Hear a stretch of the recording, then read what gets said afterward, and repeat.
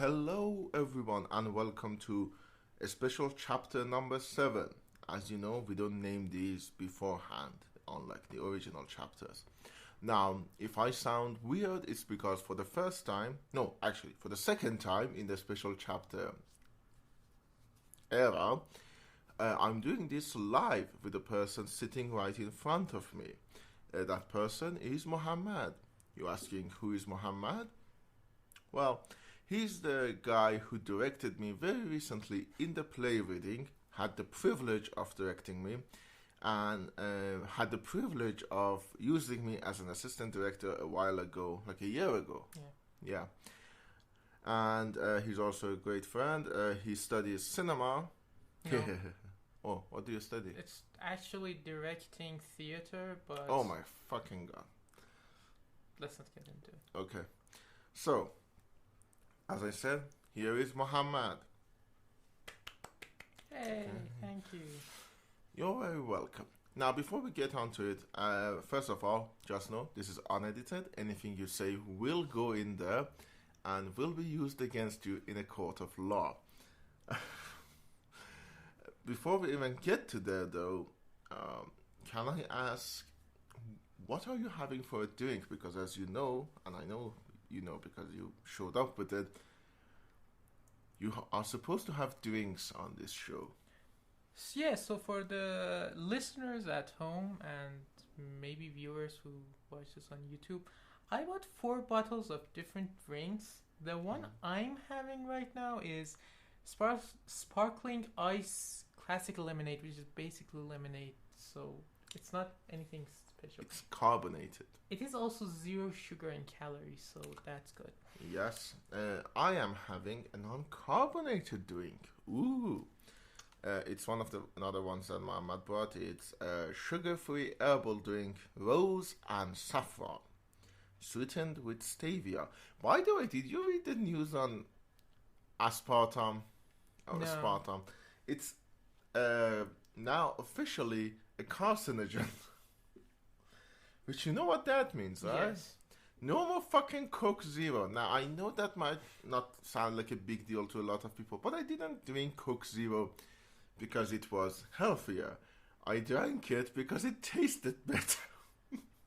I can't have Coke Zero anymore. What is life? Without Coke Zero? Yeah. I don't know. Baby, Miserable. don't hurt me. Yeah, that's what I was thinking.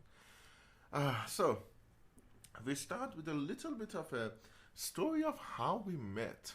I don't know if you remember it or not. Oh, The I exact remember it. first day. Clearly. We were at, what was at the time called, have you talked about it? Fantasy readings? Oh, it wasn't that. Academy Fantasy. No, it was. No, it wasn't that. It was. The first time we met actually was in the top cafe in Park Honamanda. Yeah, but before going there, so what happened, as you probably know, we were all working in a website called Paradise Game. They don't know that.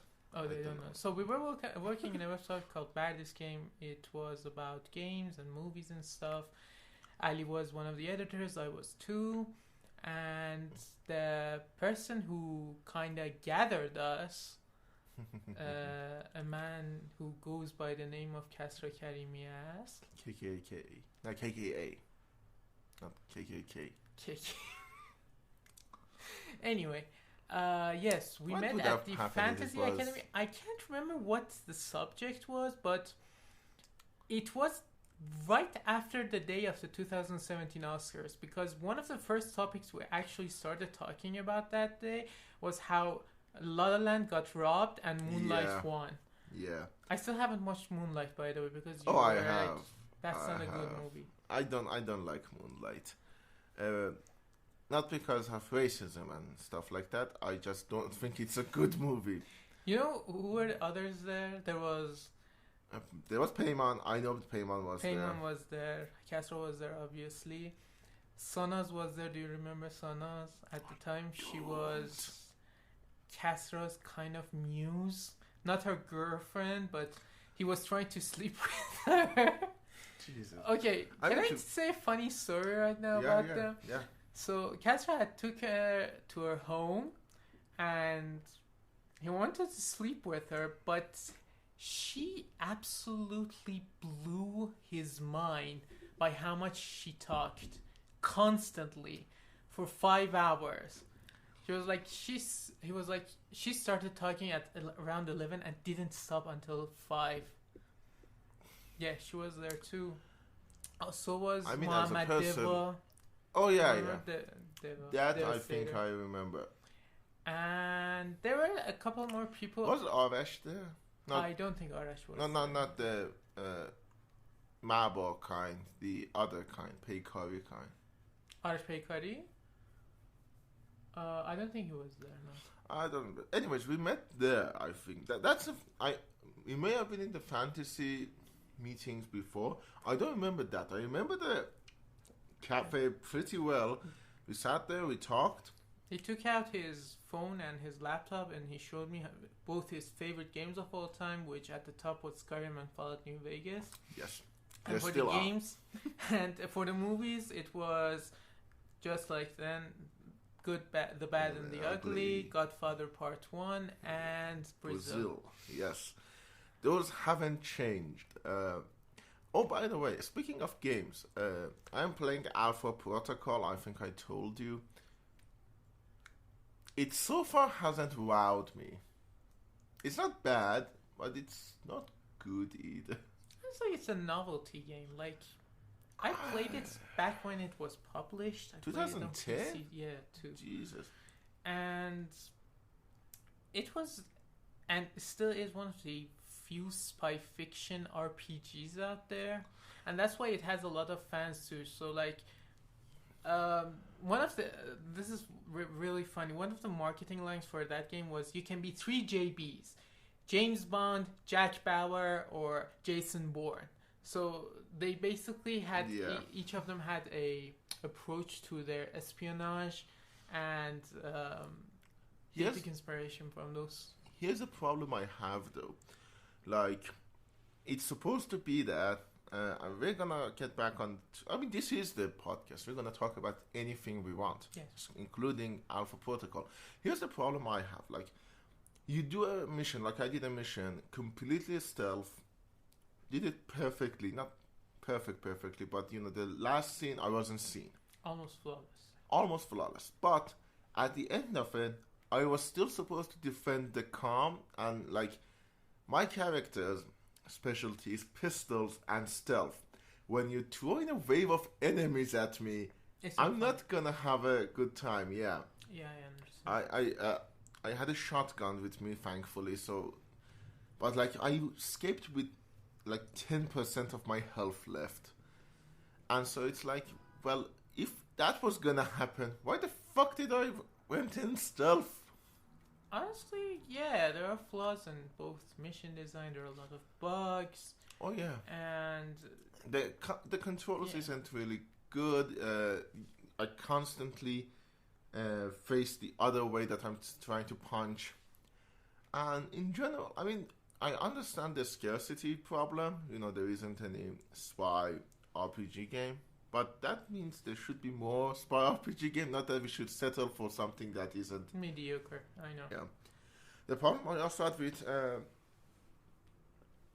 gangster games, we don't have a lot of those. I think the problem is okay. This is getting too specific. I think the problem is that there is not enough interest in those kind of games. Yeah, I know. Like But there is obviously, interest for FIFA. Fuck there is a FIFA. lot of interest for FIFA. I'm sorry about that. It's the world's most recognizable sport and famous. Oh my god. But Set yeah, black. I think Obsidian today, with the budget that Microsoft gives them, could do a really good spy fiction game. I don't know if they will, because first of all, the rights for Alpha Protocol is actually in the hands of Sega, and Oh I my don't think God. they're gonna touch that IP. No. I mean, to be honest, I know it's brand recognition and stuff like that. Alpha Protocol story isn't that integral. They can make another spy fiction. Yeah, They don't they need. can. It doesn't need to I be. mean, IO. For those of you who don't know, IO is actually they're actually the developers behind Hitman. They're making a James Bond game. Oh yeah, So that might be good. that might be what you want. Also, the new Hitman games are really good. I Yeah. highly recommend them. I will play them at some point in my You have to life. buy them though, Why? because they're always online. There is always a way to crack them. I wanted just a few missions. I don't care about the online shit. I'll let you have my PlayStation play it for a while. Oh. Nice. I also have a TV right now. Yeah. So, anyways, that was how. So, yeah, as you probably might have guessed, Mohammad is much more of a gamer than I am. I'm a PC gamer. I'm a PC I'm nodding king. my head. I'm He's shaking my head in disappointment. He's a console peasant. But Mohammad likes Dark Souls. I really don't like Dark Souls. Mohammad has a little bad taste. Let's not even get into that. Yeah. So, speaking of like project and games and movies, one of the things that I think I was writing for Paddy's Game. I was writing in the movie section. I didn't even write a game review. Mohammad did write a few game reviews. I remember one of them. I think. Did you write for? I don't remember it. It came out in 2016 though. What games did you write for Paddy's Game? Okay, so I have two very controversial reviews. I mean, the website is down, so Yeah, the website you can is. actually access it on Time Back Machine, I know the Wayback Machine. Wayback Machine, sorry. But yeah, the site is dead. I mean, I have my stuff. Like, I don't care. I do have the collection. Archive. Yeah. Yeah, I have my own archive, but yeah, it's kind of sad. Like, I don't have the archive of the forum that I used to. Like, one of the first experiences I had with online forums was on Paddy's Game for the Skyrim forum. Oh, Yeah, that's cute. yeah. Before I became a contributor, I was a consumer. Yeah, as I was saying, so there were two reviews that got a ton of comments, most of them negative. Of course. I still stand by those reviews because since then, both of those games I have replayed, and both of them are shit. One of them is Prey 2017, which people absolutely adore, and okay. I'm here to tell you how wrong you are and how much that game fucking sucks. And I will die on that hill. Okay. And the other was Weird Detroit hill to die becoming. The other was Detroit Become Human. Oh, that one I'm with you. That game sucks. Yeah. And I don't know which one of those reviews you meant. I think it was Detroit. It was Detroit. Yeah, probably. Because I remember thinking, oh yeah, the David Cage game. Because at the time, I don't know if you remember or not, Paymon had written a review for Indigo Prophecy. That was a little way back, but yeah, it was like, so he wrote it in 2016. I distinctly remember that. I was actually thinking about Fahrenheit or Indigo Prophecy or whatever. That game had a really good beginning. It's such a shame that it ended that way. I mean, the endings of that game are a mess. The problem is that, and I stand by it, Indigo Prophecy is barely a game. At some point. Like, it's the frustration doesn't. The flashback is frustrating as fuck. I hate that flashback. Yeah, the flashbacks aren't really fun to play, especially considering it's not a stealth game and it tries to be stealthy. Yeah. Yeah, I get it. There's a motorcycle outside. Can I cuss? Yes. Fuck off. Yes. Oh, no. fuck off. Fuck off. He offed his last fuck. Spoilers for the Succession. Did you see? No, not yet. Okay, here's the thing. I need to explain it. I started watching Succession after the first season was over. At that time, Mohammad knew about Succession but hadn't seen it. Then came the second season. I didn't watch it weekly. I waited for the season to be fully over, and then I watched it. I still think second season is the weakest season, in my opinion. I don't like it as much as the first, third, or fourth. At that time, Mohammad had started watching the first season, I think, right? No, I started way later. I started a couple months ago. Oh. You're probably mixing me up with someone else. Yeah, I don't know who started watching. Okay, so then came the third season. Yeah. You were watching that though. No, I wasn't. I was talking to you about it. So I'm a funny guy. Why? Because I don't mind spoilers. So you can talk to me about whatever movie or TV show, whatever you want, and I'm like, yeah, okay, I guess. Like, he spoiled the fact that Kendall kind of kills someone, but I was like, who's Kendall, boy? Okay, so spoiling things aside, then came the fourth season. I know you were watching the fourth season weekly with me. Yeah, I was. Until the last 2 episodes. That's 3. That's 3 episodes. Yeah. Like, you watched Ted Lasso. Like, I know you were watching Ted Lasso weekly as well because we were discussing that. Yeah, Ted Lasso was mostly because it was a bit lighter. Oh yeah. Ted Lasso is much lighter than a Succession. At some point, it was exactly right before my exams, and when we started rehearsals for the Uncle Vanya. Uncle Vanya, and I had so much pressure on me, and I just couldn't handle. You couldn't handle the Roy family at that point. Yeah. You only could handle the Coach Lasso. Yeah, and it wasn't good. Oh my, fuck you. Okay, this is one of the headbuttings we're gonna have. I actually like the ending to Ted Lasso. I think it was an appropriate ending. Ted should have went back. I don't like the fact that I tried to get him back with his ex-wife. But aside from that, I think it was an adequate ending to the show. Mohammad hates it. I don't hate it. I just think it was really shoehorned in. I don't think it was. Suddenly at the end of the episode before last, Ted's like, I have to just go. I can't do a Kansas accent, sorry. I just have to go home. Yet he tries.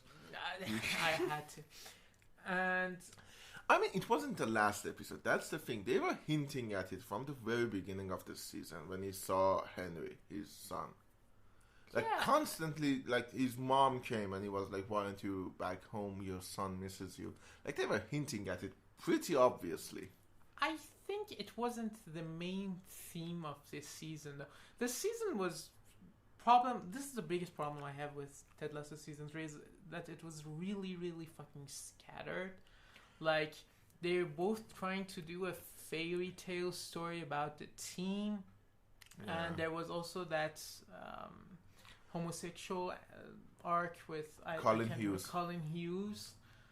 There was a lot going on. I like that, by the way. I like Trent Quinn, Independent. Independent. I feel like they were trying to do too much and they bloated the episodes. I really like the shorter runtimes of the previous season. Oh yeah, this season was long, but they were trying to. There are stuff I have issues with. Like, I don't like the fact that Rebecca's love interest was introduced like a couple of episodes ago. Yeah. I don't like what they did with Nick. Yeah, Nate Mohammad. Nick Mohammad plays Nate Shelley. I really like. Okay, we have a mutual friend. Like, she was in the play reading with us, and she was watching Ted Lasso at the same time as well. And I have a channel and I post screenshots on it.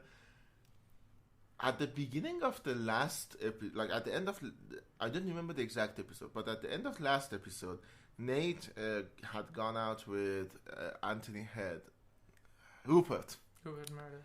Not Rupert Murdoch. So who's Rupert Murdoch? Rupert Murdoch is the guy who owns News Corporation, who owns... Yeah. He is who Logan Roy is based on. Jesus, this is getting complicated. It's Rupert Mannion. Mannion. I mean, it's essentially the same person. So. It's not the same person. It's not based on Rupert Murdoch. Yeah. I think it's based on, like, I'm sure it's a football thing. It can be based on a lot of people, but could it be Berlusconi? Berlusconi at least cared about his teams, no matter how much of a shit motherfucker he was. But yeah, I don't know. Anyway. Yeah. Oh, by the way, I don't know anything about football, so throughout the season, one of the things where I was asking Mohammad and the friend Mubina, who are these people and who are they referencing? Like, okay, I'm gonna tell this and then go back and tell that. Anyways, at the beginning of the next episode, they said that Nate isn't working with West Ham anymore. I was like, okay, did we miss an episode in between there? What happened? Like, the transformation for Nate from bad guy to good guy was so sudden. I like the Lemise story of Coach Beard, but... yes, her story is very much similar to Lemise Arms. But anyways, the thing is that I don't know anything about football this season. Like, they have a character called Zava. Yeah. And before asking, I was sure he was based on like Ronaldo or Messi, because those are the two players I know. But when I posted, is this based on anyone? Everyone like, yeah, that's Zlatan. I would buy his... He has a really good book for those of you who don't know. I Am Zlatan. It's a really funny, warm, heartfelt book. I will buy you if I find it. It's a really good read. I enjoyed reading it. Well, you like football. I don't. No, it's really funny. So Zlatan is son of... A douchebag? He is a douchebag. I'm not going to deny that. But he's the son of immigrant parents who came from, I don't know, Slovakia or somewhere like that. I mean, it's Ibrahimovic.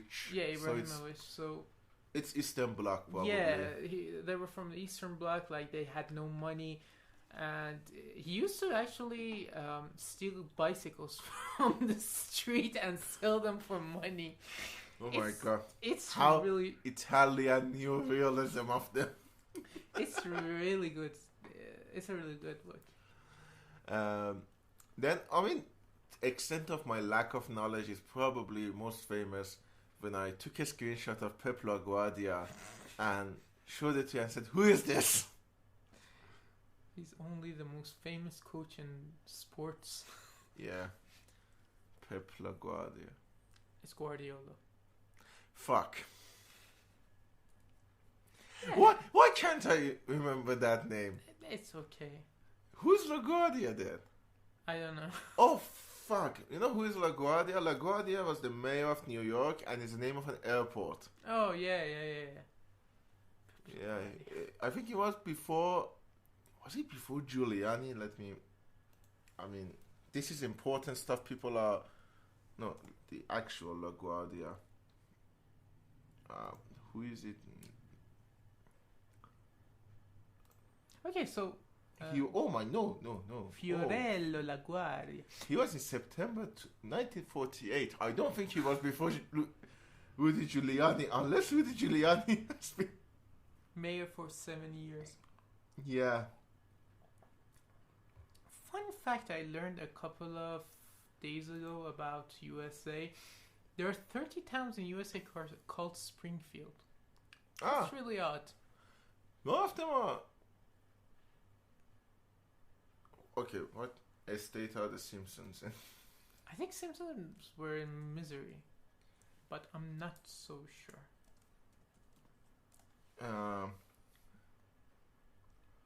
Springfield County. Okay, no, there is... Are they supposed to be in...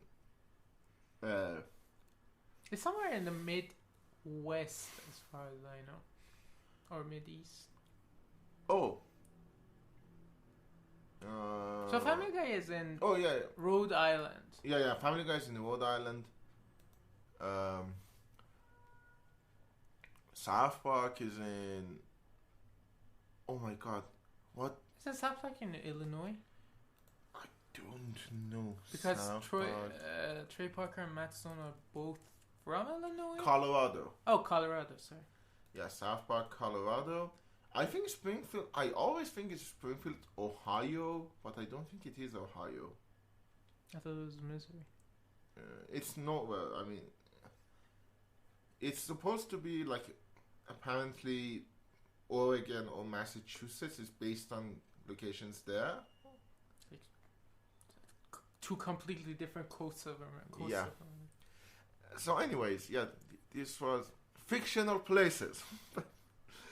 So, yeah, Ted Lasso we were watching at the same time. Did you watch Only Murders Weekly as well? Yeah, at your behest, you were like, Yeah. please watch it, Vicky, please watch it. And I was like, okay, I'll watch it. Yeah, I love that show. Like, that's a show I thought I was gonna hate. I was seriously thinking, oh, I'm gonna hate this. Because I love Steve Martin. I like Martin Short, but I thought, oh, this is gonna be one of those shows where they, like, acting goofy and stuff like that. I don't know, like, have you seen Matt LeBlanc's Man with a Plan? No, I saw episodes and I didn't like it. Episode was a masterpiece compared to Man with a Plan. Yeah. Man with a Plan is a sitcom, single camera sitcom with a laugh track. Oh, kill me now. In, I think, 2019. Yeah. Laugh tracks, I don't know who invented them, but they're one of the peoples that will be killed by me when I'm a president. I mean, they were used in 1950s, so they're probably dead now. I will kill them again. Take them from their grave. Shove the laugh track up there. Yeah. Well, you know, it's actually interesting. You know, the idea behind them is that there are actually people in the studio laughing. Yeah, I know. And at the beginning, apparently, it really was that. People in the studio were laughing. And Then the audience came and... No, the audience. I yeah. mean, they were laughing. Like, originally, it was recorded live. But at some point, it became a canned thing. Like, you could add it anywhere. I mean, even Woody Allen made fun of them. It is contagious laughter. Like, it is a famous phenomenon.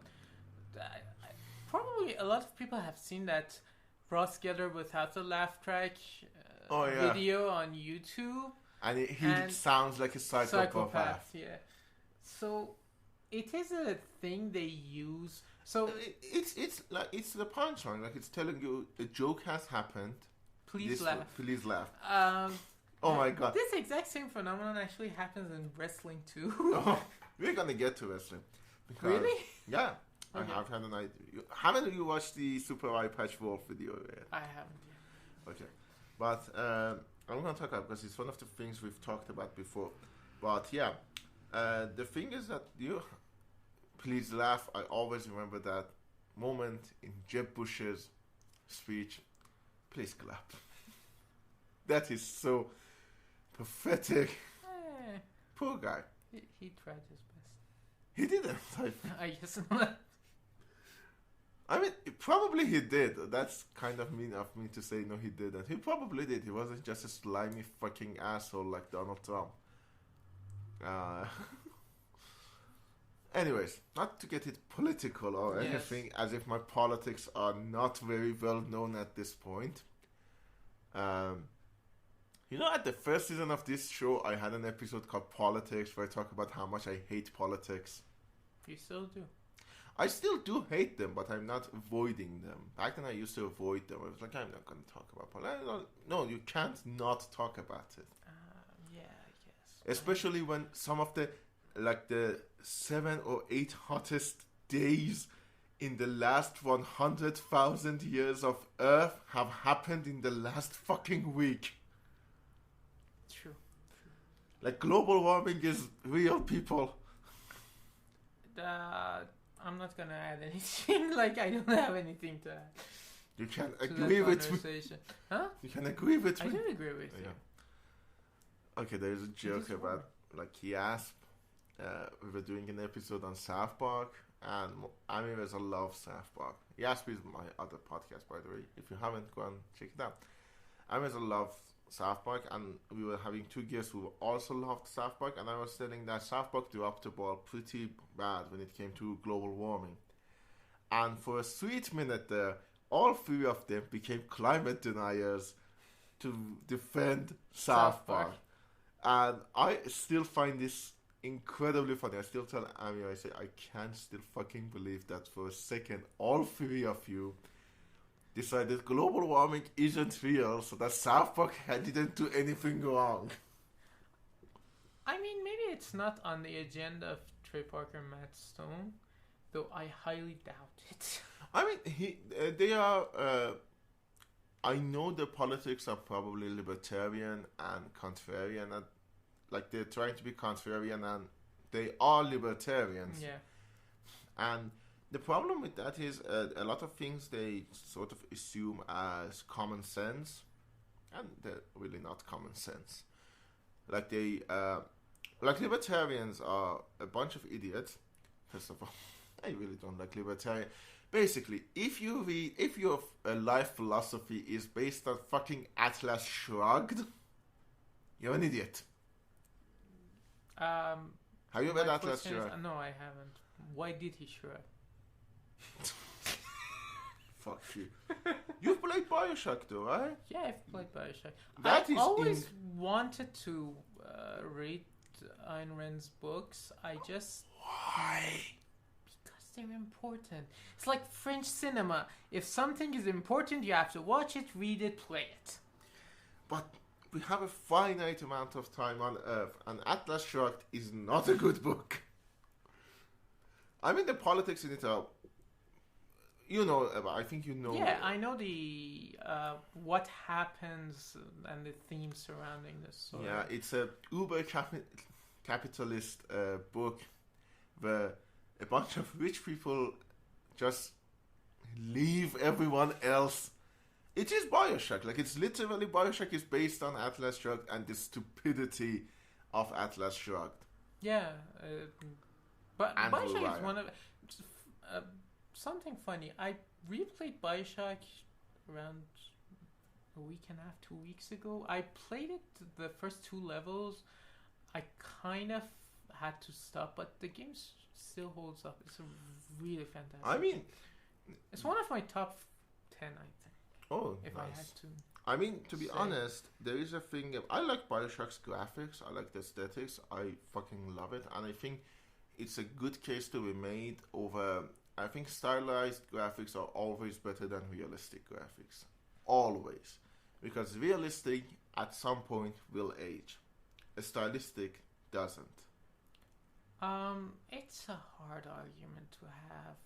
But, like, even games that have realistic graphics do kind of have a style, too. If I wanted to say something...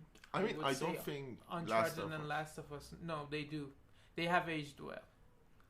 I mean, I know they have aged well because of the gameplay and story, but I think like nobody looked.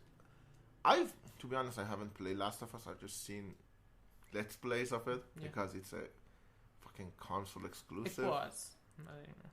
Oh yeah, it's on PC, right? I might play it, see all what the fuss is all about. I mean, I know the story pretty well. There is not gonna be lots of, and I don't think the gameplay is that engaging. It didn't grab me as like, oh, I want to play this. I don't know. It's the perfect sweet spot for me between survival gameplay and linear action gameplay. Like, I don't like Minecraft because it leans too much on survival. Yeah, I know. I'm a very controversial person. I like the fact that The Last of Us maintains that balance between having a cinematic action story and then having some survival elements like crafting and stuff like that. Can I say something? And I haven't watched the show yet, but I know the story of the show. I know it's pretty much the game. Basically the same thing, yeah. And I'm going to tell you that it is kind of alarming that you can tell the story of the show exactly like the game and it still works as a show. It doesn't make me that... interested excited, in playing the game. yeah, because I'm like, oh, So it's that. I do think those games are narrative driven in the first place. I know, but like, So- what is the? Okay, I know I'm in the minority in this. I like stories. Like, I don't like playing like a Mario game because I'm like, okay, what's the story? Yeah, I get that. But They're fun to play though. yeah, I know. That's the thing. Like Amir always tells me, the Coco stuff. Yes, that I'm not a gamer because you don't play games for the sake of games. You play them to watch a cool story or learn a cool story. And I'm like, yeah, I agree. But the problem is that even that has a threshold. I hate Telltale games. Not rest in peace, rest in on peace, rest in fucking misery. I hated them. There are good games there. It's not game. It's experience. It's a visual novel. It's a glorified visual novel. But I like visual novels. I like them too, but I hate to delude myself into it being a game. The thing about visual novels is that most of them are incredibly simplistic, and because of that, they have a lot of meaningful choices. You can effectively change everything because at the end of the day, all you change is a text. Yeah, but okay, think of this from this point of view that remember those choose your own adventure books? Yeah. So this is basically the visual audio version of them because Here's the you problem. can't do that in cinema. I don't know. Have you replayed, like when you played The Wolf Among Us? I do want to replay that again, but the thing that I That's replayed the thing. not very recently, but like around a year or two ago was Tales from the Borderlands. Okay, here's the problem I have though. For example, Wolf Among Us. I played it, I was like, oh, that's cool. I'm gonna replay it, and I'm gonna play a different character. Then, at the, 10 minutes in, I realized, oh, that's not fucking possible. The game will do whatever it wants, regardless of what I say, or how I act. Like, even I went into a... You know, they have a blank expression, like they have a blank one where your character doesn't say anything. Yeah. I did a playthrough where I did all of that, but still the character was the same. He still spoke at integral moment. I was like, okay, this is a glorified...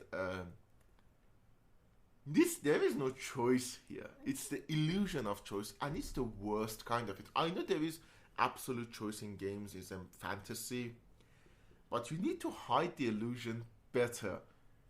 I agree with that. On the other hand, there was this conversation I had many moons ago with some other people about whether they would change their choices on the second playthrough. So it was around Mass Effect, the Legendary Edition came out, and I was talking with them, and I asked them, you know, when you're replaying these games, do you choose a different Shepard? Do you choose a different romance? Not just for the sake of, you know, experiencing something else, but rather... Do you want to? Do you want to? And most of them were like, no, we do exactly the same thing. I think this is one of those places where replaying or rewatching something gives you that comfort of knowing it beforehand. You know what I mean? I can understand, but here's a problem I have. The difference between Mass Effect and The Wolf Among Us. Mass Effect is an actual game with gameplay elements. Yeah, no. The Wolf Among Us is the easiest shit to program to do differently. What I'm trying to get is, even if Wolf Among Us doesn't give you that many choices that do matter, I would still play that game again because I really like this story. I mean, have you read Fables, by the way? Again, never had the opportunity. I can actually give it to you. Really? I don't have a physical copy. I have it on my... Well, I do have a USB. Great. Flash. Remind me to do that. By the way, did you see the Hellboy there? Volume 1. Showed me before. Did Mike. you buy it? Yeah. From Dubai. Yeah. Yeah, you've shown me. Yeah, that is. Under the thing that went into my pants leg تو پاچم کردن. The art of Fallout 4. Okay, let me tell you this, and then we'll do the 5 questions, and then we go back and we talk about wrestling. We were walking in the Be street specific. in Engalab. Me and Mohammad were walking. We were trying to find the Uncle Vanya book because we thought it would look better if we didn't think. I thought, and Mohammad still to this day I don't think so, that it would look better if everyone had the book instead of like reading off the phones or of printed versions. So, but the problem was the version that we chose, which was translated by Hushange Pinaza, was out of print. So we had to literally go store by store, bookstore by bookstore, trying to say, do you have this? We did find it though. Like we were at a place and they have 3. We went to another place, they had 2, and like pretty soon we had what we needed. But we were waiting for a car to come and pick us up, and it was exactly at the last store, I think. No, it wasn't the last store. No, it was next to the last store. It was next to the last store because there was a book there, The Art of God of War.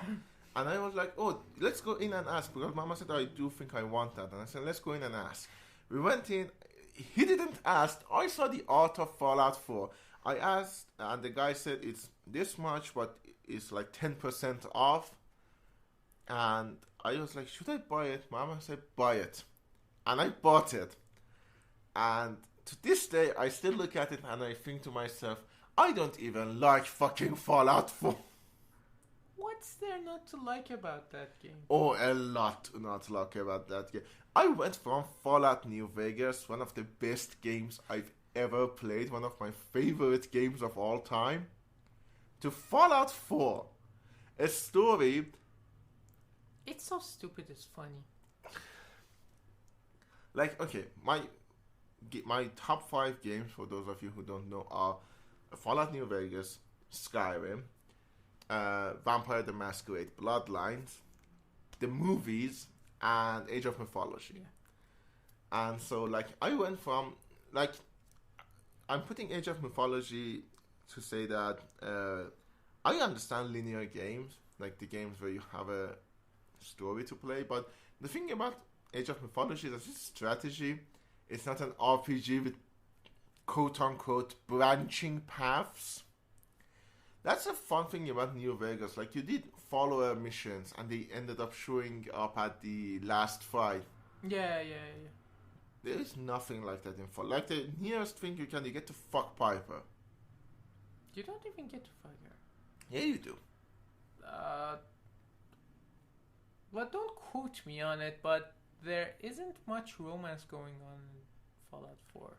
I mean, at least it's very timid. Like, it's you get to fuck her. Very saucy. The screen goes black. Okay. And then I didn't experience that. I did. I was a simp. Piper is good, but my girl of choice would have been Kate. Who's Kate? So the robot in the railroad? No. Okay. The slave. So you go to a fighting cage area or something, and then you free her. I didn't see that. She's an addict. Oh. She's Irish for some reason. Are you like, I can fix her?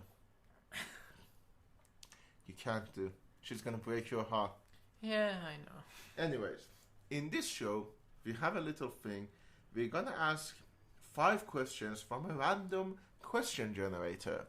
Yeah. Ta-da. So, I have the random question generator here. I do hope they're not hard. Oh, what an unpopular opinion you have. If I had to say my most unpopular opinion ever is that GTA V is an overrated mess. Oh yeah, that's an unpopular opinion. I do not like the story in GTA V. I think Franklin is a horrid written character. The black guy. Yeah. Racist. Okay. I had to clarify if you didn't know. I think Trevor is an absolute dipshit, and I mean, he is written as a dipshit. he's written as a dipshit, but his dipshittery doesn't have enough depth to it. You know, it's all for the sake of, look, I'm a crazy motherfucker that can do anything. You know. Yeah. I feel like there's no depth to him, to his insanity. In contrast to, I don't know, I can't remember a protagonist. Nico. Yeah, Let's go ball. In contrast to GTA V, I like GTA 4 a lot more. I do hope Rockstar goes with a more serious story for the I mean, I hope Rockstar does stuff and doesn't sit on the fucking casino that they built. But, yeah, I know. Red Dead Redemption 2 showed that even if the gameplay is lacking, they can do a really good story. So I'm hopeful for the next GTA. Especially considering you have to remember, Red Dead Redemption 2 came out how many years ago? 5. They didn't come out in 2016. It was 2018. Oh, okay. Yeah. It was before the casino. No, it was during the casino. No, it was before the casino. No, it was during casino that was time. 2019, I think. Well, you know, the development... First of all, I'm just saying that, fuck Take Two. Take Two. Strzelnik, go fuck yourself. Did you know they tried to fucking copyright Take Two? Yeah, I remember that. They were trying to It Takes Two. It's a fucking Louis Armstrong song, assholes. It takes two to tango. Yeah, Anyways. yeah, I think that was... What's an unpopular opinion that I have? There are many. I can go with I fucking hate Nirvana. I can go with... I think the most controversial... That I have? Would probably be about Nolan. Yeah, I hate Nolan Dark Knight trilogy. I think they are overrated. I think they do not do a good job depicting Batman. And I feel like the realism there has ruined the story. I don't agree with that, but I'm not going to discuss it because we have had those discussions at length. A lot. Okay. Anyways. Next question. Pirates or ninjas? What the fuck? Oh, that's easy. Ninjas. Fuck you, pirates. Ninjas. Pirates. Ninjas are so much cooler. They have shurikens, dude. Pirates. They have katana. Do you know what katana means? It was Japanese. Japanese sword. Wait, they don't have katanas? Some of them do. Samurais have katanas. Some ninjas do have katanas. I don't. Okay. Some ninjas, not all of them. Don't quote me on it. Ninjas have katanas? The ninja also utilizes the. Okay, no. See, they do use it. It's not their only weapon, but definitely ninjas. Okay. I mean, how many ninja games have we had, and how many pirate games have we had? The only pirate games that come to mind that are good are like Sid Meier's Pirates and. Oh yeah, Sid Meier's Pirates is great. Black Flag. Black Flag is there is the. Meanwhile, we have so many great ninja games. I mean, yeah, of course, you have a lot of great ninja games. Most of the games were made in Japan. True. Japanese people did not have pirates. They didn't. I think China had. China, I know, had. There was a very famous Chinese woman who was a pirate. That's hot. She wasn't, apparently. But I imagine she didn't care about hygiene and that stuff. Yeah. She was but anyways, like, Blackbeard, dude. Blackbeard. No, I'm not saying pirates aren't cool. I'm just saying ninjas are cooler. Like, okay, we do have other pirates. Sid Meier's Pirates is great, by the way. If you haven't played that, do definitely play that. I played it. Do you remember? I think like a year ago or 2 years ago, I talked about it.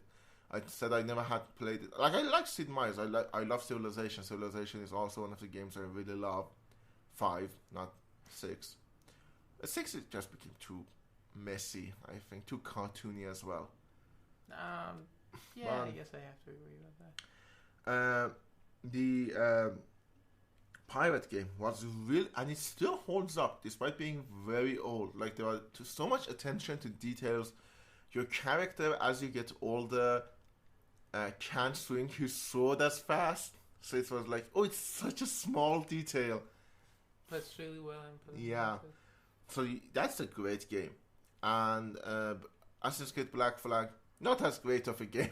No, it's really good. Yeah, that's before Probably Assassin's one of the Creed. better Assassin's Creed. Yeah, before Assassin's Creed became Microtransaction hell. Yeah, I mean, I had this argument, and maybe I'll bring it up after the questions, that Assassin's Creed is the epitome of the perfect game. And that's why it's fucking boring. Like, it doesn't... You have the same opinion as Donkey. Oh. From He Shrek? also thinks... No, Oh. Video game Donkey. Yeah. He also What about thinks... movies? Like, we've had Pirates of the Caribbean, obviously, but... I mean, that alone is not a... We have Roman Polanski's Pirates. I haven't seen it. I have. Is it good? Actually, it's not that bad, yeah. I mean, you have had like a dozen Treasure Islands. There's also Treasure Island. There's also Treasure Monkey Planet. Island on the game side. Yeah! Yeah.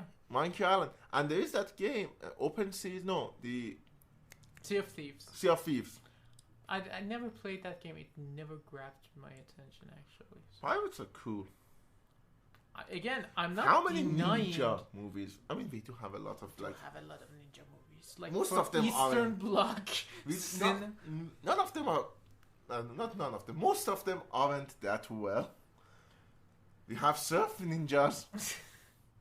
Have you seen Surf Ninjas? No, I haven't. Okay, I need to... I actually can't remember the last ninja movie I've seen. I can't either. The only movie that right now comes to mind was the Ninja Assassin movie, which was shit. This is Surf Ninjas. This looks like one of those movies they watch on Best of the Worst. I mean, it has Rob Schneider and Leslie Nielsen in it, but here's the thing.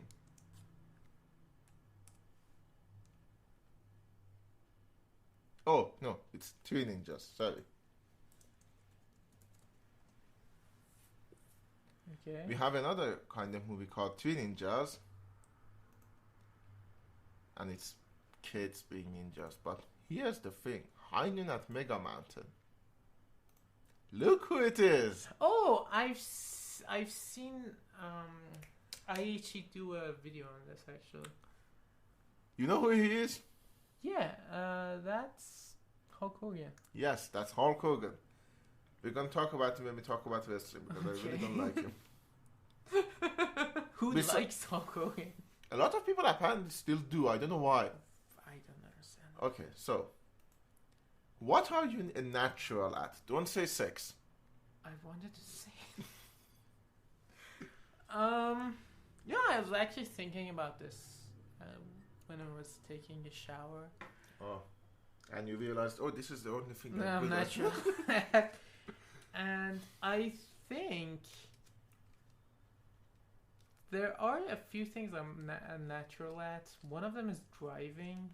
Ah. I think I'm not a bad driver. Oh my fucking god! Fuck you for bringing it up. I just failed his driving test by the way. Yeah, my first. Yesterday. Yeah, fuck this shit. It's okay. It's okay. It will pass. I'm not sure at that. I think I'm a natural when it comes to expanding on writings. Like I can tell you where you're going wrong and where you should do Being an the asshole, thing right. okay. Yeah, being an asshole. I guess I'm a natural at I don't know.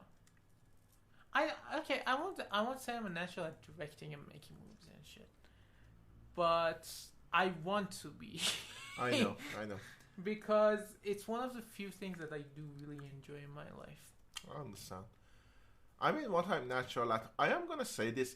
It's gonna sound very braggy, but it's something that I realized fairly recently. I always thought it was easy for everyone. Apparently, it's not. I'm a natural at writing. At what? Writing. Oh. I always thought everyone could write as easily as I do, but apparently, people can't. No, It takes them a long time to get ready to write. And I'm like, oh yeah, this I wrote like in 2 days. And they're like, why? How? Like, I don't know, it's easy. You sit and write. Yeah, if you're more natural at again expanding those ideas that you have, Yeah. like creating those ideas in your But mind. in socially, I think I am a natural at empathy. That's an important skill. Yeah. Anyways, what is one of the great values that guides your life? Oh Jesus, that's such a hard question. I know. It's the penultimate question. Oh my god, I loved. Okay, let me tell you. While you're thinking, I'm gonna tell you this joke. It's Monty Python sketch where Michelangelo is the original painter they commissioned to paint this Last Supper. He doesn't do a good. There are problems with it, as I'm not gonna tell the whole sketch, but there is a joke at the end, and I love it because of the way Eric Idle says it. It's like, we can change the name. It can be the penultimate supper. That's a good one. Because all of the problems with the Last Supper are Gone. gone. Because it's the penultimate, it's the Yeah. one before. If I had to say, it's not a value per se, but I would say the fact that I want to experience as much as I can, because I think life is quite limited, as Ali said, and It's finite. yeah, it is finite, and It's finite. there's so much out there. Let me do my pun. Yeah, dude. Finite at Freddy's. Please. It is such a big world out there. Yeah. Like, so many places to visit, so many people to meet, so much to do. That I think for me, that's one of the things that drives me, that guides my life. I just want to understand what everyone is doing and maybe even enjoy that. Yeah. Mine is much simpler. What? Always kind, never cruel. Yeah, I mean, that's a good life motto. Yeah, I think it's from Doctor Who. Always kind, never. Oh yeah, always be kind. Never. No. Always be kind, never be cruel. It is Peter Capaldi's goodbye Goodbye speech. speech. Yes. It's good. Yeah. Always be kind, never be cruel. Yeah, I agree with that too. I've tried that like very much. I don't think I've been cruel to people. I might have been. I don't know. I know I've been unfair to some people, but I've tried. Oh, I know I've been cruel to some people. Oh my. You've seen it. Yeah. What issue will you always speak your mind about? Oh my god, that's so hard. I know. Fairly recently for me, that has been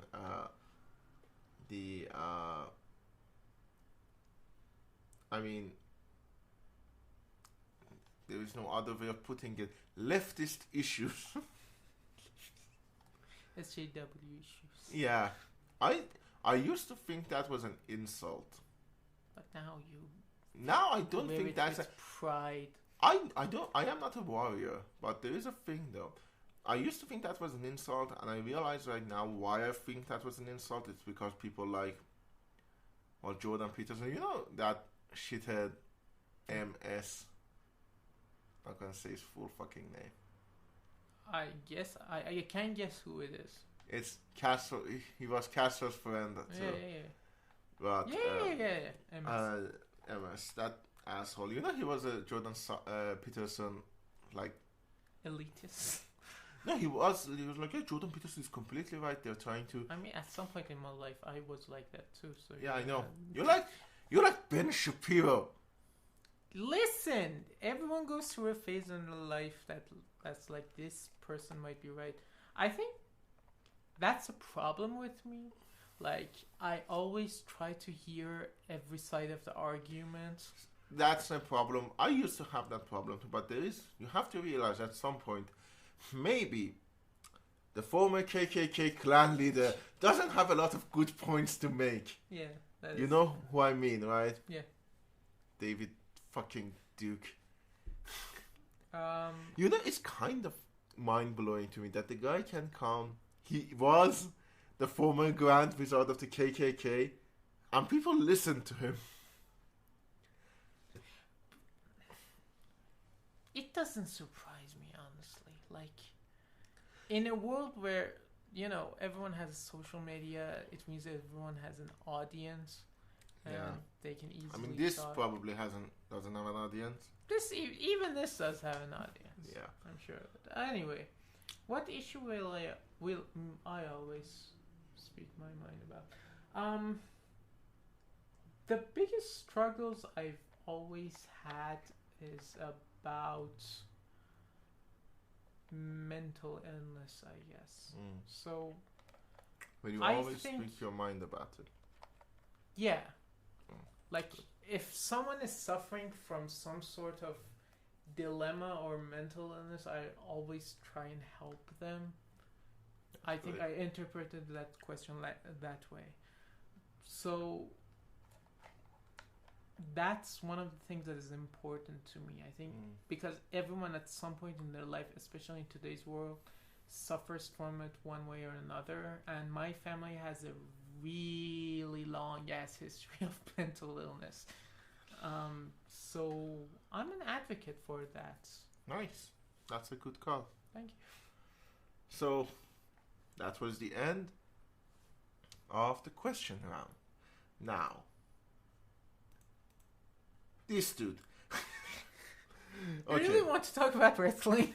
Yeah, I do want to talk about wrestling because one of the things I couldn't have guessed at all. We were sitting in Mohammed's house recording another podcast, which, by the way, we will get to plugs at the end, and he will tell you about it. It's great, I've seen it before. Yeah. We were recording that, and he said, I really like wrestling. And for comparison, my relationship with wrestling is, at some point, I used to watch Undertaker. But I have watched a lot of videos about wrestling, even though I haven't watched a lot of wrestling. Not just Super Eye Patch Wolf, I've seen other stuff as well. Like I saw the alleged sexual abuser Max Landis's thing on Triple H. Oh, yeah. Wrestling isn't wrestling. Yeah, wrestling isn't wrestling. And I mean, might have actually been the person that sent that to you. No, you weren't. No? I had watched his Superman. Lives.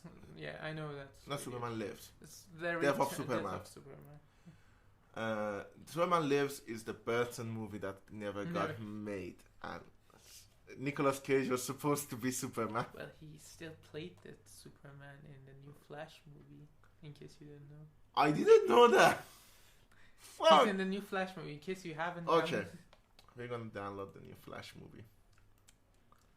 I have no intention of seeing this movie. Like, literally, I don't think I really like it.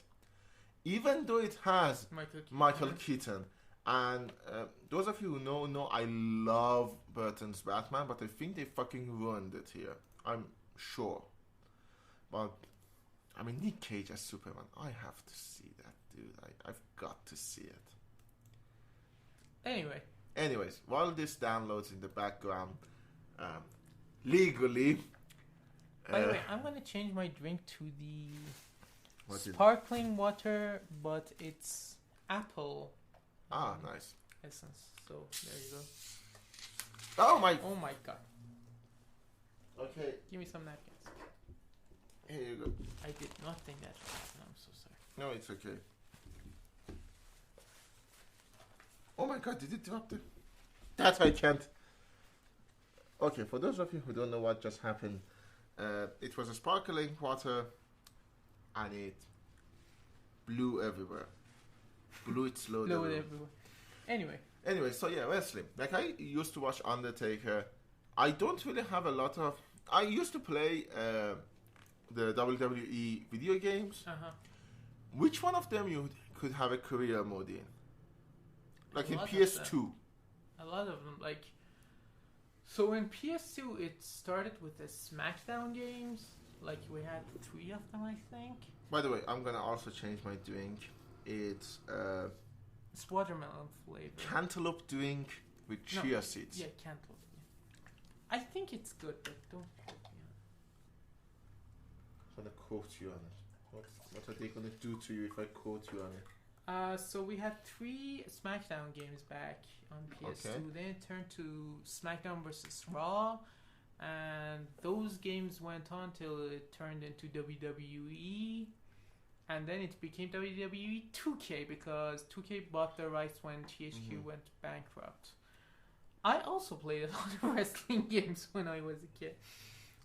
I usually played the manager mode in those games. Is that the career mode? It's no, career mode is different. So in career mode, you picked a wrestler, You made a wrestler. or you made one, and then you went into the different storylines with different people. They basically deleted that mode in like SmackDown vs. Raw 2008, I think, or 2009. Yeah, That's sad. they deleted it. Then they It was like a wrestling RPG. Then they did something called WWE Universe mode, and that was kind of what I wanted from those games. So You play manager in it. you play as a manager and a booker. So you, for example, put The Rock with The Undertaker, and you put them in your feud, and you do those An matches. Undertaker should be. I guess so. Don't you know about the streak? Of course I know about the streak. You know who broke the streak? Yeah. Brock Lesnar. The ugliest fucking wrestler to have ever lived. Do you know who Brock Lesnar's wife is? No. Sable. Do you know who Sable is? No, let me. Sable was the dame of WWE back in the day. Brock Lesnar Just put in Sable. wife. I don't know how to spell that. Is that her? Yeah, she's really old now. But back So in is the... Brock Lesnar.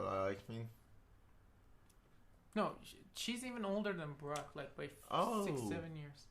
okay. So yeah, I really don't like the fact that this motherfucking beast. Oh my god, I'm gonna tell you a story that's a little bit personal. Okay.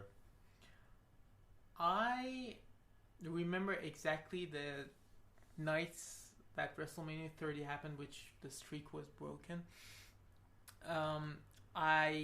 Back then I used to watch WWE really profusely, and I was a big Undertaker fan. So I came home. WrestleMania 30 is, so if you don't know, we're living around, so there's a big time difference between the events happening at a pay-per-view or a Raw or SmackDown or whatever, and when we can see it. So Legally. yeah, exactly. So those events happen in the morning, like 6-7 a.m. They finish up, and back then I went to school. Actually, it was my concours year. Oh. Yeah, I was like, okay, I know I have to study, but I'm gonna watch WrestleMania. I went into the legal website that I wanted to download the pay-per-view.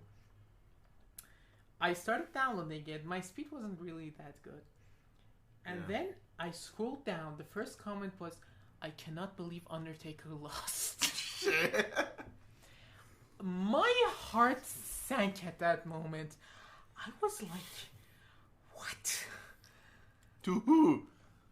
No, I knew to who, because the match was obviously set before the time, but I was like, you can't be serious. So I went into this website called WrestleZone.com, and I searched and I couldn't believe my eye. The Undertaker streak ends at 21. Undertaker loses. It was such a surreal experience I can never forget. And his last big one was with Roman Reigns. No, he had matches after that too. No, big one. No. That's me. I mean, it's the one where he couldn't sit up. Yeah, it's the one where he couldn't move. I never actually watched that match. It was too sad for me. Yeah. I mean, he's 50 fucking years old. But yeah, that's. Apparently, he's like a really cool guy. Like not. I told you about wrestling court, right? Yeah. He was the. He was the judge of wrestling court. Basically, so if you don't know, in case if you want to know, in the locker room there was, or I don't know if there still is, this hierarchy of wrestlers, and okay, we all know that wrestling isn't real. Okay, we all know that. Yeah. But some of the rivalries and some of the heat that happens can become real. Yeah, I like Andre the Giant really hated. Who? The Slim to Slim Jim. Oh, Macho Man, Randy Macho Savage. Man Randy Savage, yeah. Like, I know Andre the Giant really hated him. So, in the wrestling terms, what we call that is a shoot. So what happens is, for example, the most recent shoot that I can think of was CM Punk doing that All Out Brawl, whatever that was, and he did some shots on AEW All Stars.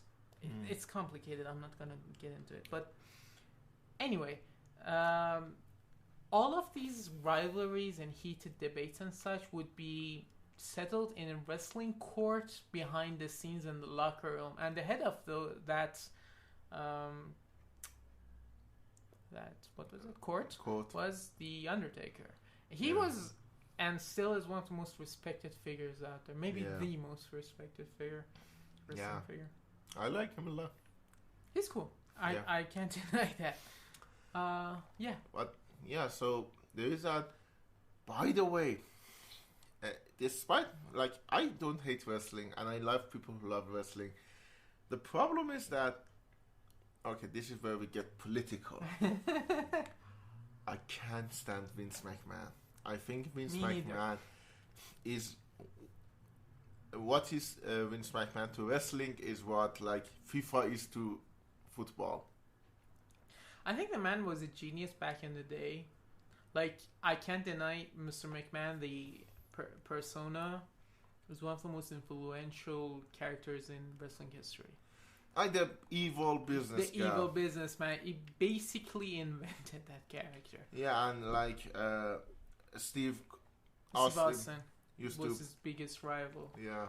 I mean, those were the heydays of wrestling. And when I say the heyday, I didn't even start watching those days because, Jesus, I'm 27.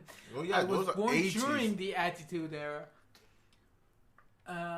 Attitude was after Attitude Hogan. Era is from 97 to 2001. So yeah, this is post-Hogan.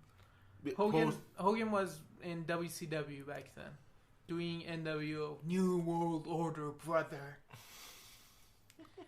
And like, okay, what was it? There was something. Okay, I knew it wasn't WWE. It was CW. No. There was something they lost the lawsuit on. It was with WWF, which is Worldwide. No. WWF. It was World Wrestling Federation. World Wrestling Federation.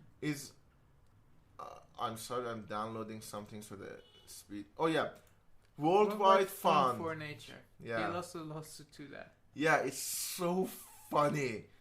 Like, yeah, we have a World WWF. Yeah, Worldwide Fun for Nature. The Wrestling Federation that Macho Man used to say a lot. I don't know, man. Wrestling is such a bizarre topic. You know what wrestling is like? It's basically like theater. No, it is. I know, it's like you it's have like the audience. Theater. You have the audience. You have the acting, the dialogue. Obviously, you have. It's basically the ultimate form of theater. You know, the perfect wrestler has got to have perfect physique, perfect agility. I don't know. Perfect mic skills, dialogue, the ability to have dialogue. I know because I watched that Super High Patch Wolf video on Roman Reigns. I know one of the problems with Roman was that he was really bad at the mic. Yeah. And in contrast to him, John Cena was apparently really good. Yes, John Cena was a lot better at those. I haven't seen it. I'm not. First of all, I don't like Roman Reigns for many obvious reasons. Apparently, it's better now. Still, the whole shtick with the Samoan thing is not my thing. But what, you don't like The Rock either? Should I like The Rock? Yeah. The Rock back in WWE was a lot more sincere, I think, than what he is now. What he is now is Black Adam. What he is now is corporate Rock. Yeah. Oh my god, dude, talking corporate, there's only one corporate guy. Who? Triple H. Oh, right. He's literally corporate. And apparently, weirdly enough, Vince McMahon's daughter. Yeah, I mean, they are married.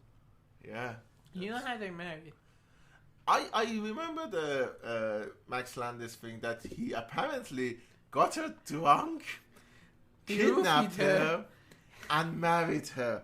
And I'm like, what the... Why? I mean, this is in storyline. They really got married like a year or two after. Like, they started dating during that storyline.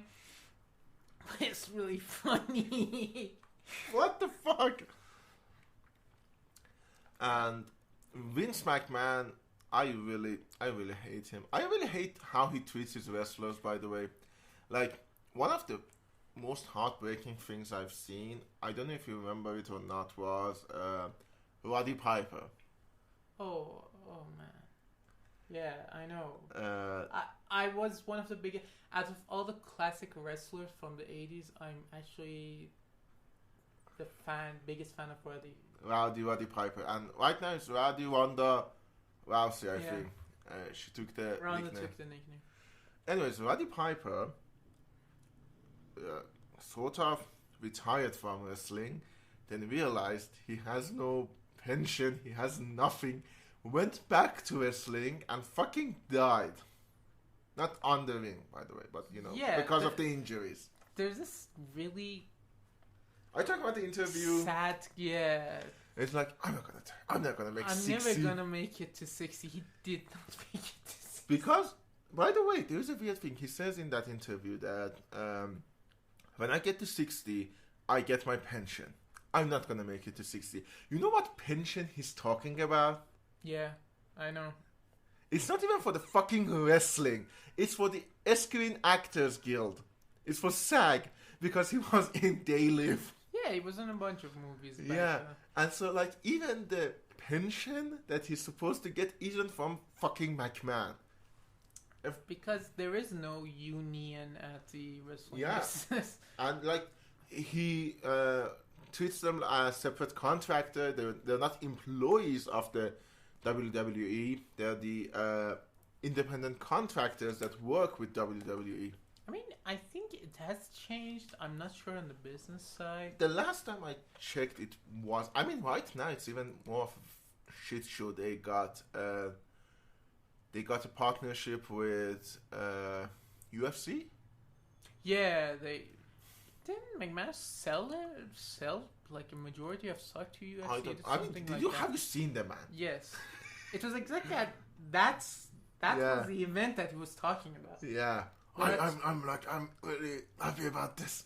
There was this quote that I never forget. I don't know who said it, but maybe it was a comment on a forum or something. It was like, wrestling is one of the harshest businesses you can go into because 95% of wrestlers are people who work in indies and amateurs who will never get anywhere. And then there's a 5% that go to the biggest companies in the world like WWE or AEW or whatever. It is bad. Yeah. And I don't think there's a way to fix it. I mean, there's a way to fix the big companies. There is a way for the fucking wrestlers to don't die. It's a cool thing. Like, there's this phenomena I think you can say, which So there was a journalist from ESPN or some other place that started investigating on why so many wrestlers die so young. Oh, And there are many. Like if you go to, there's a Wikipedia page. I visited that page a couple of years ago, I think. And we had wrestlers from ages 20, 21 to 22 till, I don't know, 50, 60. I mean, most of them were from either injury related issues or drug related issues, or I know one of them, and I'm not gonna say it because double murder suicide. Yeah, double murder suicide. I'm not gonna say who it was, but I know that story, and it's fucking Yeah, it's terrifying. yeah. And to the fact that even like they knew about what a fucking psychopath he was. He didn't. I can name him, can I? No, don't. I mean, you can. I'm trying not to because I don't really like. Yeah, it's okay. So, by all accounts, he wasn't that bad, but he turned bad during the final years because all the headbutts he took. Like, he had...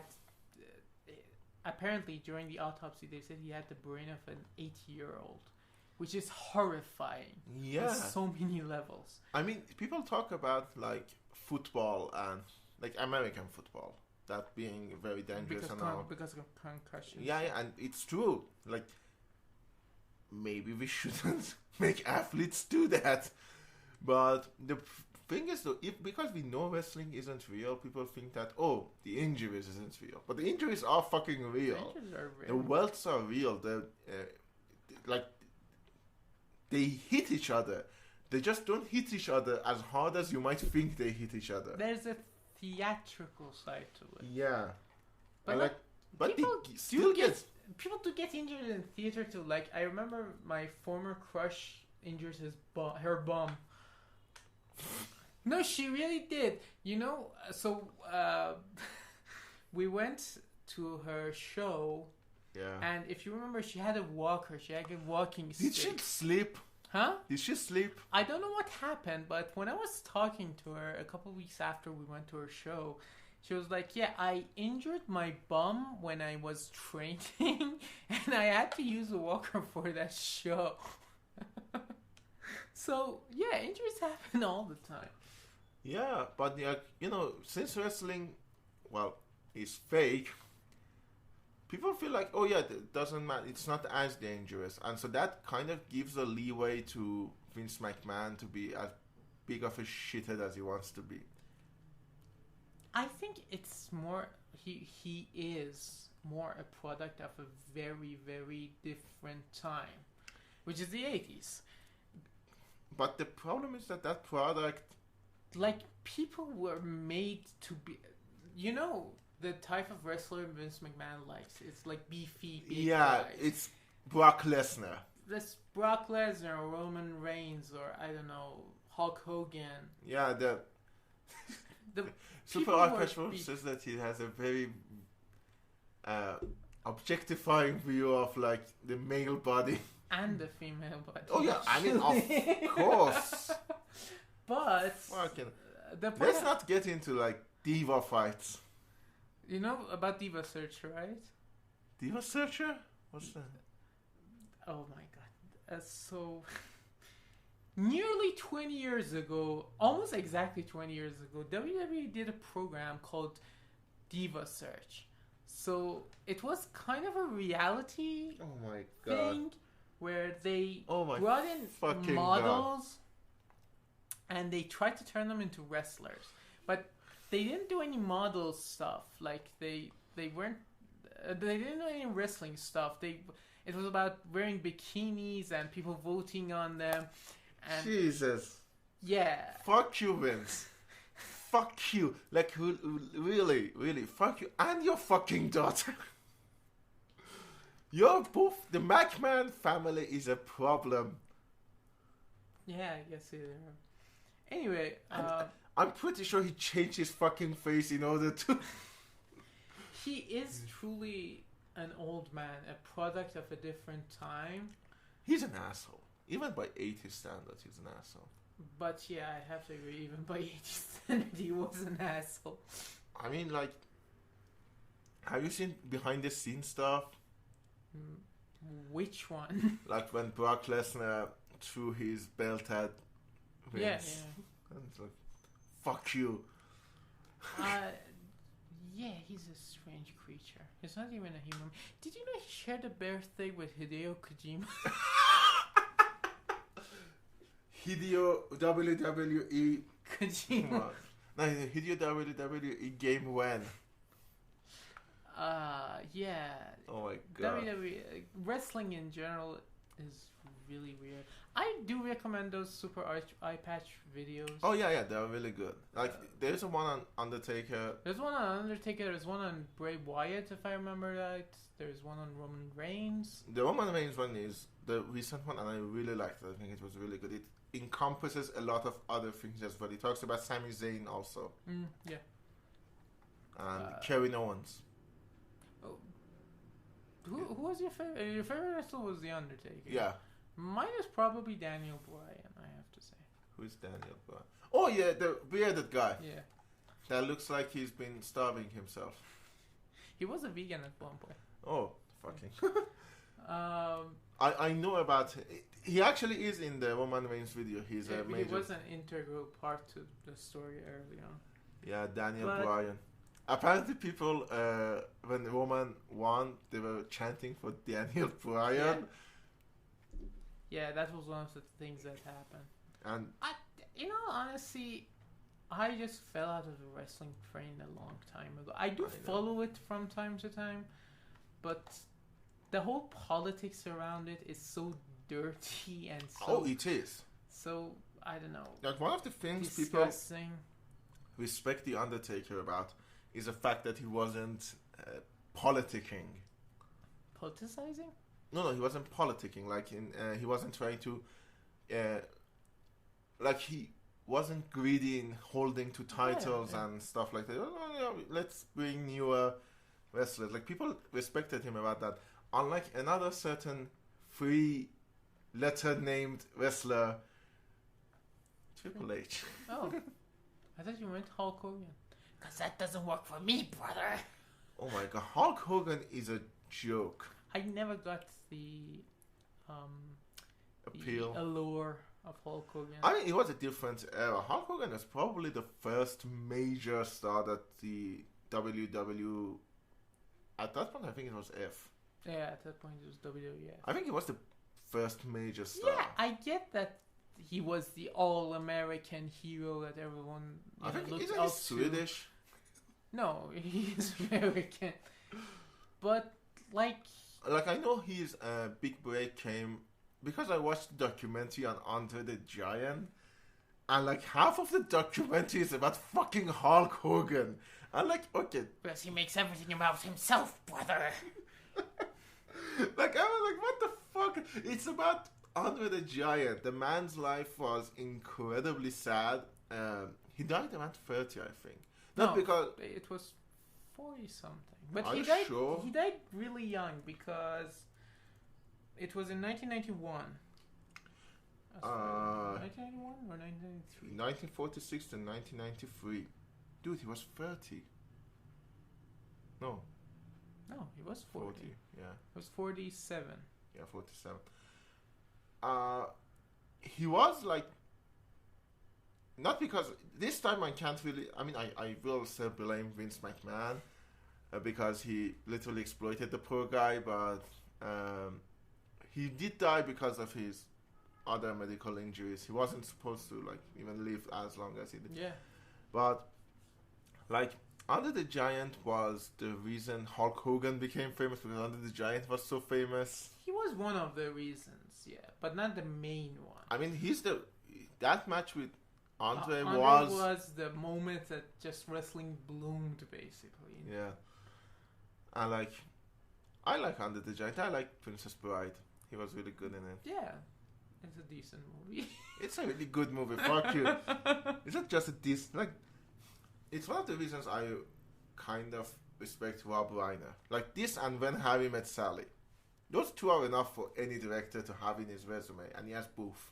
Yeah. There's a certain, like, love in them. Certain lightheartedness. But anyway, wrestling. So yeah, we talked a lot about wrestling. Yeah, for By the way, weirdly enough, did you notice, like, okay, let's talk about wrestling to acting transitions. Undertaker never really had one. I know he was in one of the Hulk Hogan movies, Suburban Commando. I don't know about that. You don't know about Suburban Commando? Why don't you know about this very famous movie?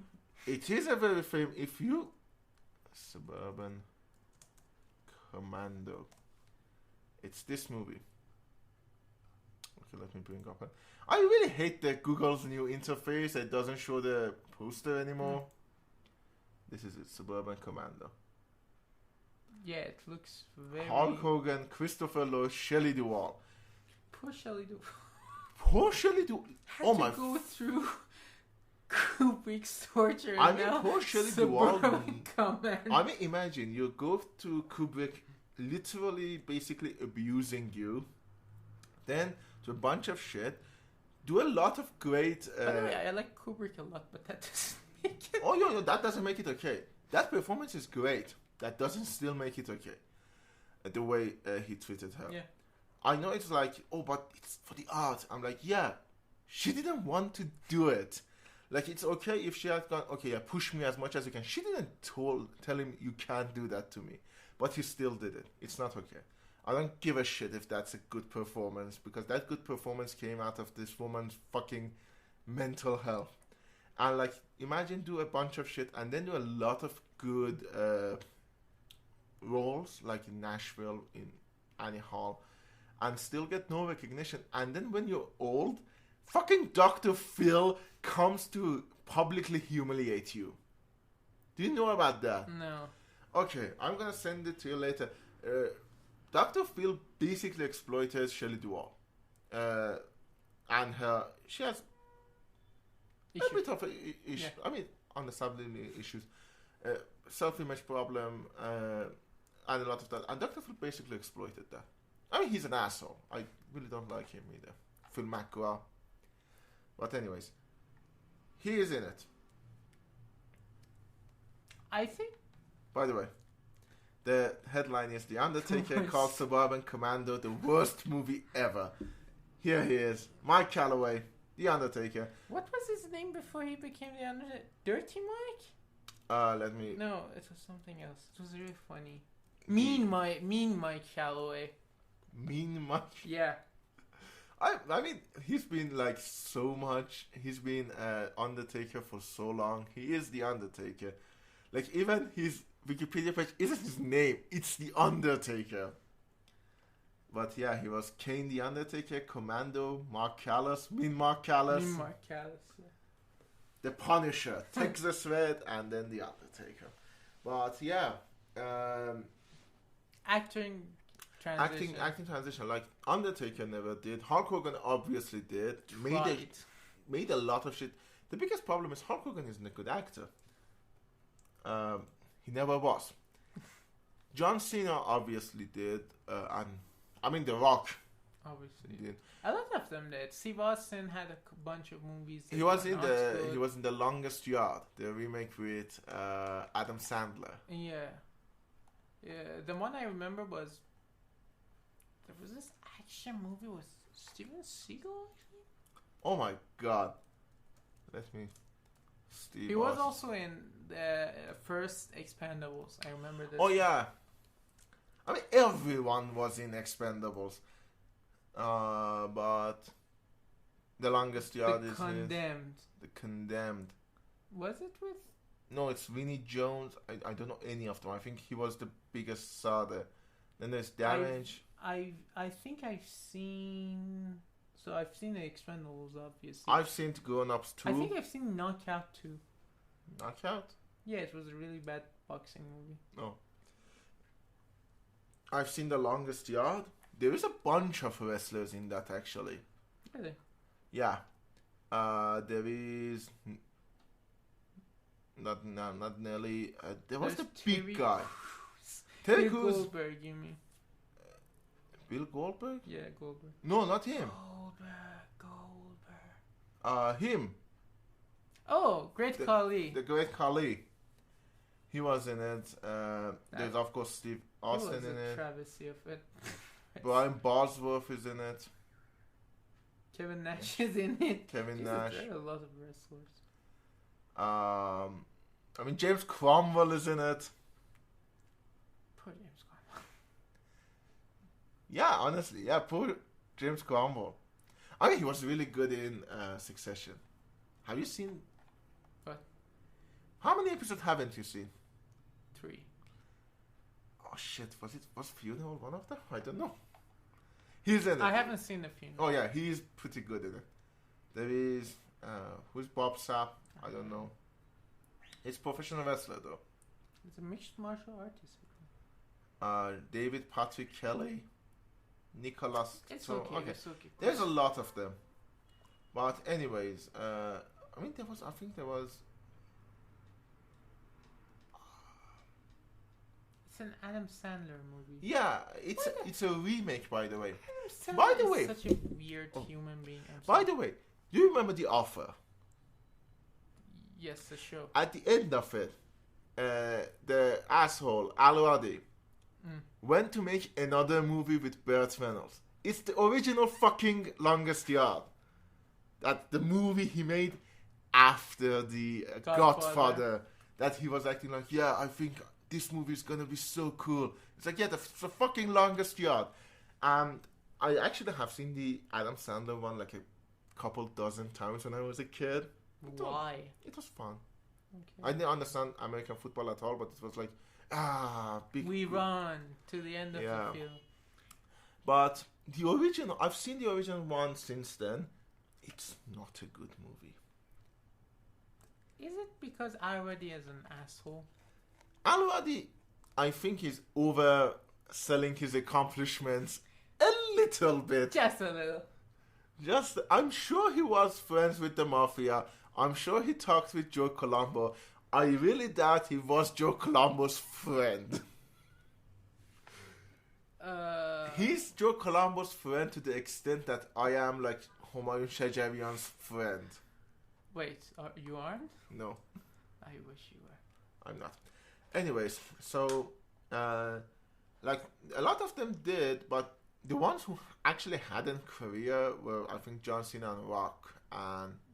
Batista has a career. Batista! He's the best one of them, if I had to say. Like, I really liked his role in the Blade Runner movie. Yeah. He was really good in it. Yeah. He's also in Dune. Yeah, he's gonna be much bigger in part 2. Part 2. Who's gonna be Sting? Fuck. Wasn't it Christopher? No, Christopher. No, Christopher Walken is the Emperor. I don't know who Sting is. Ah, shit! It was some guy.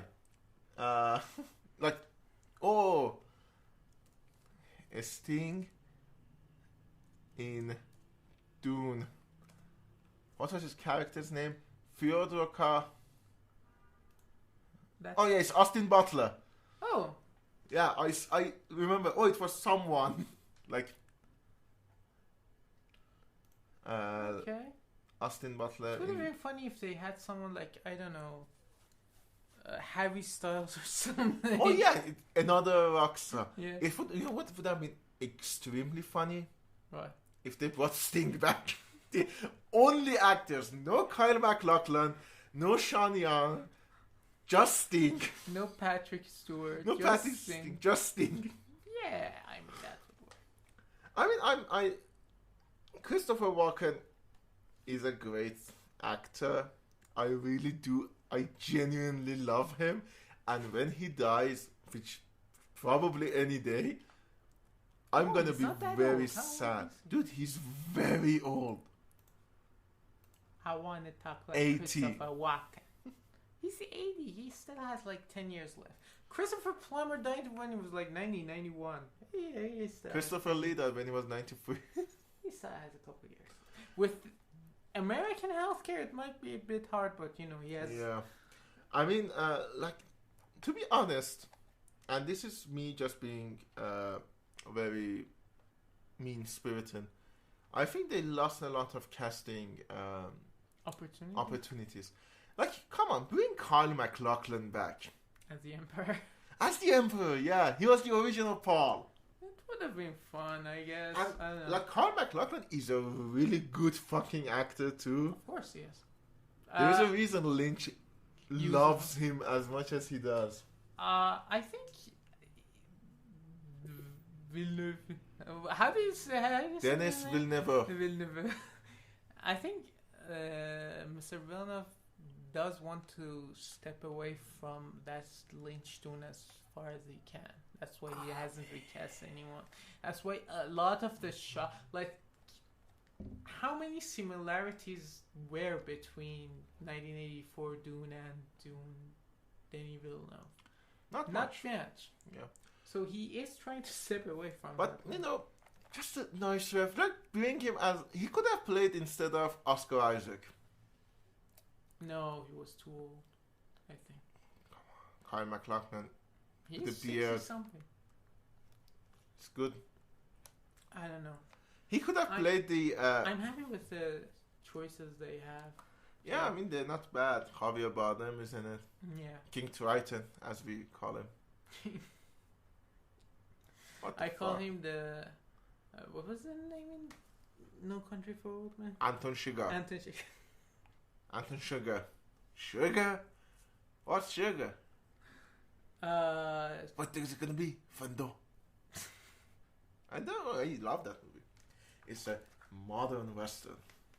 Neo-Western, you might say. No, it's modern, they call it. I mean, it's my own definition, to be honest. It's not like... Your Like, definition is we have suck. classical western, we have spaghetti western, then we have modern western. And basically, if you want to make a note of it, it's the classical western hero is always just, is always good. Classical western hero is never good. Spaghetti Western. Spaghetti western hero is not good, but he is still heroic in the sense that he does have abilities that the other person may not have. In like, So what you're listening to right now is actually Ali's thesis for his, yeah, probably it's gonna be my opinion. master's. for his Uh, text. It's gonna be my thesis for my master's. But then we have modern western, in which the hero is not even that. The hero has no extraordinary abilities, like Clint Eastwood in The Unforgiven. One of the funniest moments in any western movie. He can't shoot the He can't shoot. boy. He can't shoot Gene Hackman. He tries to shoot him. His gun jams.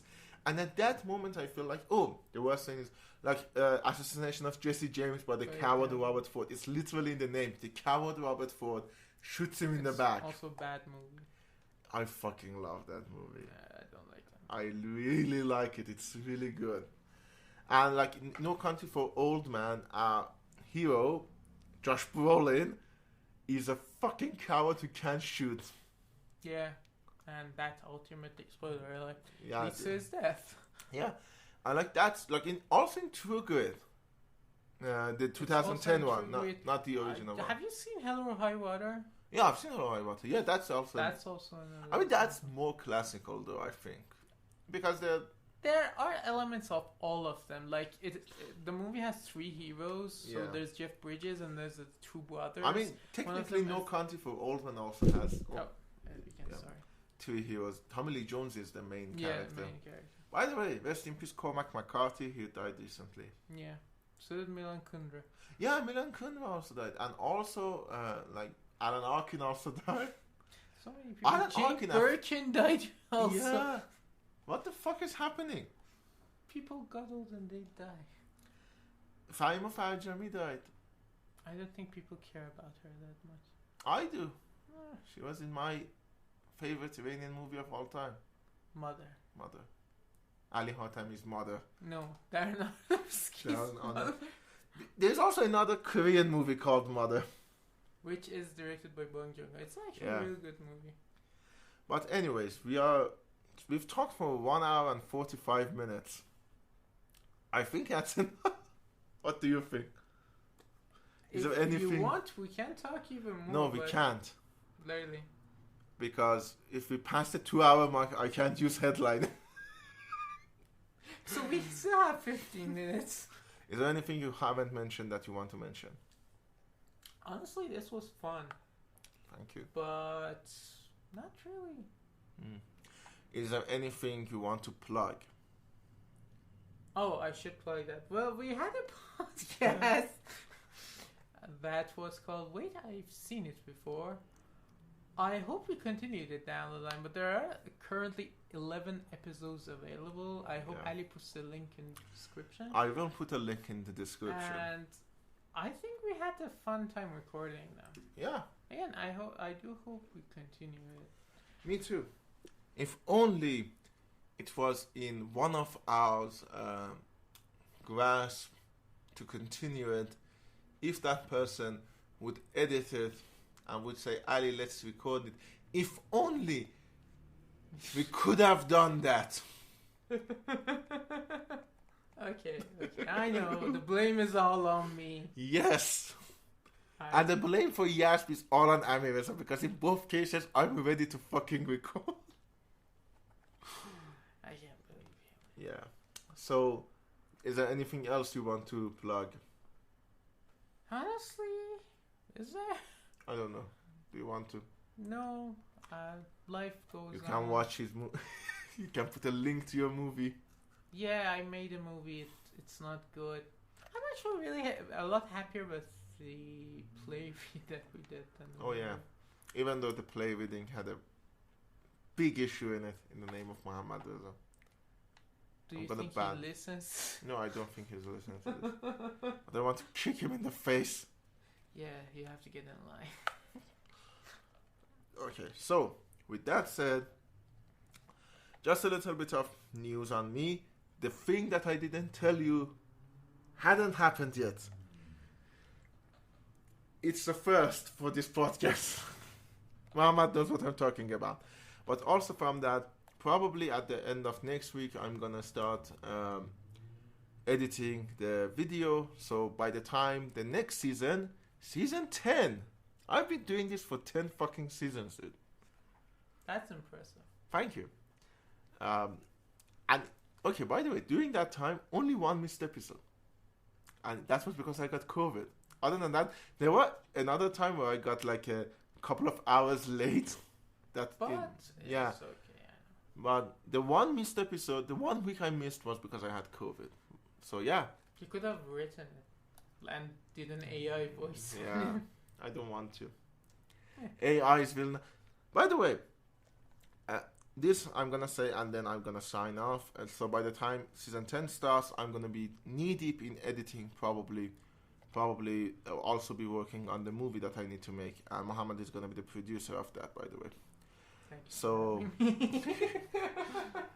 so with that said, the last thing is I'm really happy about the WGA and SAG-AFTRA fucking striking. It was such a fun news. It was one of the highlights of the week, I think, and I love it.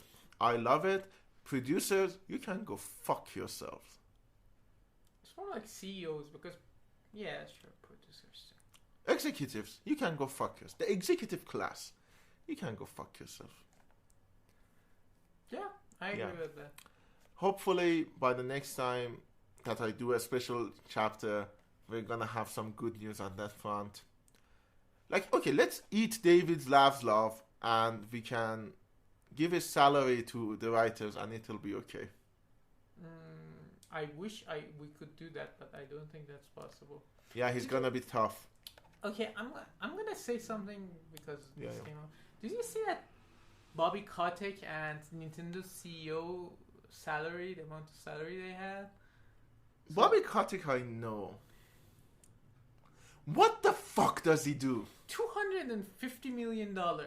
Yeah, David Zaslav also at 250. The CEO of Nintendo's salary, how much do you think it was?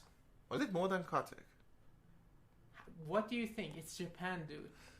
It was more than Kotick. It was like 300. No, it was $2.5 million. Seriously? Yeah. What the fuck does Kotick do? Seriously, what does he contribute to Activision? Nothing. Like, And yet, he's still gonna bag another 400 or 500 million after the Microsoft deal goes through. I'm sorry. capitalism. Such a good system, right? Sometimes it works, sometimes it doesn't. When has it worked? I'm not gonna even go into it. Okay. I will see you in 3 weeks at the beginning of season 10, unless the internet connection fucks up so bad, because it is possible, because we are arriving at the anniversary of what the fuck they did.